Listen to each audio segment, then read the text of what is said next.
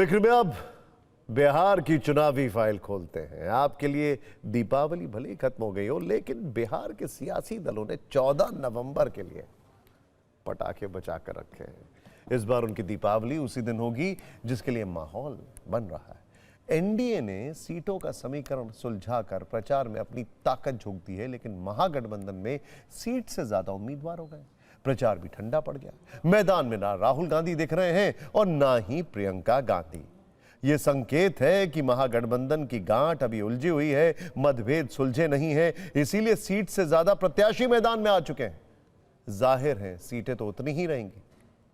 अब या तो उम्मीदवार नामांकन वापस लें या फिर फ्रेंडली फाइट के लिए तैयार रहें। अब तक के गणित के हिसाब से महागठबंधन के कुल 252 उम्मीदवार चुनावी मैदान में हैं, जबकि राज्य में विधानसभा सीटों की संख्या 243 है। विधानसभा सीटों की संख्या 243 और उम्मीदवार 252, यानी 9 ज्यादा।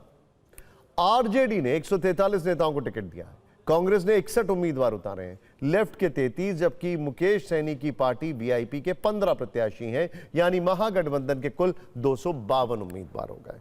हालांकि वीआईपी के 2 उम्मीदवार मैदान से हट गए हैं। 11 इलाके ऐसे हैं जहां दोस्ताना मुकाबला है।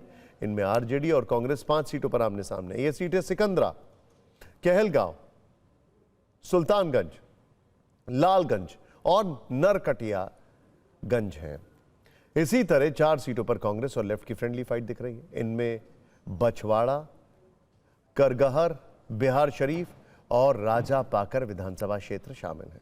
वहीं चैनपुर और बाबूबरही में वीआईपी और आरजेडी के उम्मीदवार आमने सामने हैं। हालांकि दूसरे चरण के लिए अभी नामांकन वापस लेने की तारीख 23 अक्टूबर तक है। जाहिर है तब तक बैकडोर से भी कुछ ना कुछ बातचीत हो सकती है, लेकिन महागठबंधन में जारी मतभेद पर एनडीए चुटकी ले रहा है।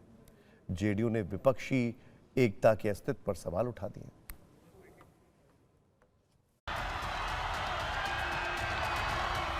अभी ही सीट के लिए अभी ही मारामारी चल रही, तो बिहार का क्या करेंगे?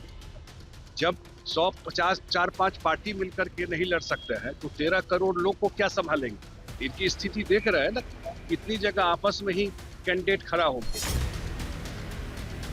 बीजेपी और चिराग जी का जो जुगलबंदी चल रहा है, नीतीश जी चुनाव के बाद आपको लगता है कि इन लोगों के साथ रहने वाले हैं? महागठबंधन आज के दिन में लठबंधन बन चुका है, तो महागठबंधन अब वही तेल पिला के लाठी चलाएगा और एक दूसरे को जो है नीचा दिखाने में रहेगा। इतने लंबे समय से एक्सरसाइज के बाद आप फ्रेंडली फाइट कर रहे हैं। इट मीन्स इसका क्या मतलब हुआ? मतलब कि आपसी तालमेल आप नहीं बना पाए। वो लोग आज तक के क्लियर न हो गए, अब कहते हैं फ्रेंडली हम लोग चुनाव लड़ रहे हैं कई एक सीटों पर। ऐसा कभी होता है? गठबंधन में जब एक नहीं हो सकते हैं तो अगर किसी कारण से मौका आपको मिल गया तो सरकार बनाने में भी तखल बखल कीजिएगा।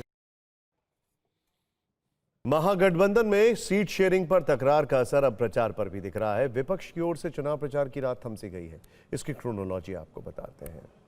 1 सितंबर को पटना में समाप्त हुई राहुल तेजस्वी की वोटर अधिकार यात्रा के बाद से गठबंधन का कोई सामूहिक प्रचार नहीं हुआ है। खुद राहुल गांधी बिहार में प्रचार से दूरी बनाए हुए हैं। मल्लिकार्जुन खड़गे ने पहली चुनावी रैलियां जरूर की और शुरू की, लेकिन अब वो भी ठंडे बस्ते में। महिलाओं को गठबंधन के पाले में करने का जिम्मा प्रियंका गांधी ने उठाया था, लेकिन 24 सितंबर को पश्चिमी चंपारण में रैली के बाद उन्होंने भी चुनाव प्रचार से दूरी बना ली है। सूत्र बता रहे हैं कि बिहार के हर प्रमंडल में महागठबंधन नेताओं के लिए एक रैली का कार्यक्रम बन रहा था, जो फिलहाल अधर में है। महागठबंधन के संयुक्त घोषणा पत्र का ऐलान किया गया था, उस पर काम भी चल रहा था, वो भी अब अटका हुआ है।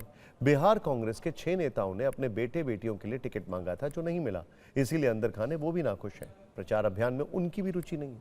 राहुल की वोटर अधिकार यात्रा के बाद तेजस्वी यादव ने अकेले बिहार अधिकार यात्रा शुरू की, जो 20 सितंबर को खत्म हो गई। तब से वो भी उस तरह से प्रचार नहीं कर रहे हैं जैसा कि उनसे उम्मीद की जा रही थी।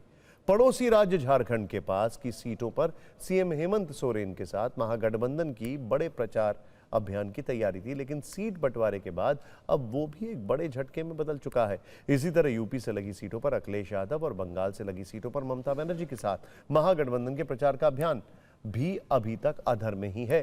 कुल मिलाकर देखा जाए तो चुनाव में हार जीत तो बाद में होगी, लेकिन एनडीए के मुकाबले सीट बंटवारा हो या चुनाव प्रचार अभियान, माहौल बनाने की लड़ाई में महागठबंधन पिछड़ता दिख रहा है। साथ ही वोटर अधिकार यात्रा के दौरान जो ऊर्जा और आपसी तालमेल महागठबंधन के नेताओं कार्यकर्ताओं के बीच दिखा था, उसमें गांठ पड़ने का खतरा है। तो महागठबंधन के अंदर मतभेद से एनडीए के हौसले बुलंद हैं।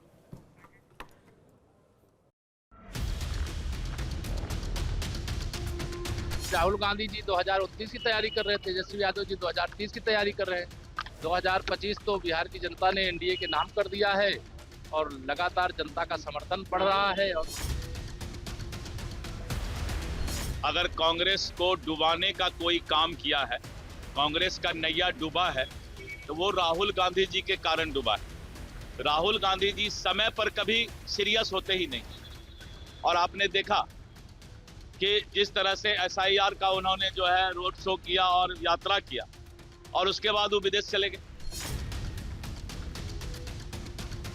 सबसे राहुल गांधी जी, प्रियंका गांधी और मल्लिकार्जुन खड़गे जी बिहार का दौरा करेंगे, क्योंकि विपक्ष लगातार आप लोगों पर यह सवाल उठा रहा है। आप उसकी चिंता न करिए, नेता का प्रोग्राम छठ के बाद शुरू होगी।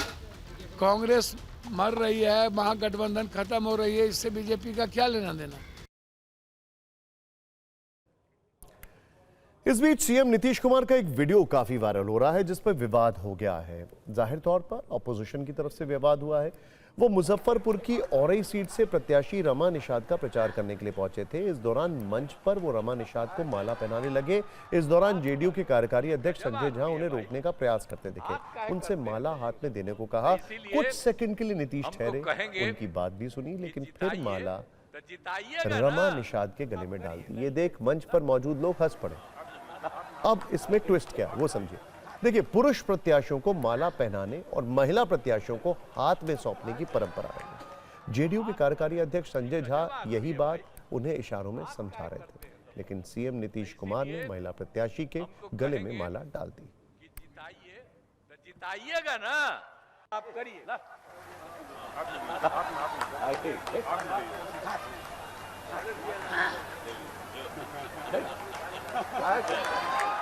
वो हाथ का रहे हो, ये गजब आदमी है भाई। हाथ का है, आप करिए। लाइए ला।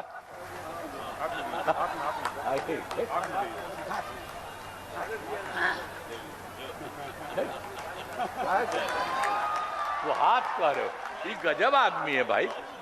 हाथ का है करते हैं तब तो सब। तो इसीलिए हम तो कहेंगे कि जिताइए, तो जिताइएगा ना। सीएम नीतीश कुमार के इस वायरल वीडियो में विपक्ष ने अपने लिए मौका ढूंढ लिया। तेजस्वी यादव ने रैली का यह हिस्सा सोशल मीडिया पर शेयर किया। अपने पोस्ट में उन्होंने नीतीश कुमार पर कटाक्ष करते हुए सिर्फ 2 लाइनें लिखी, गजब आदमी है भाई।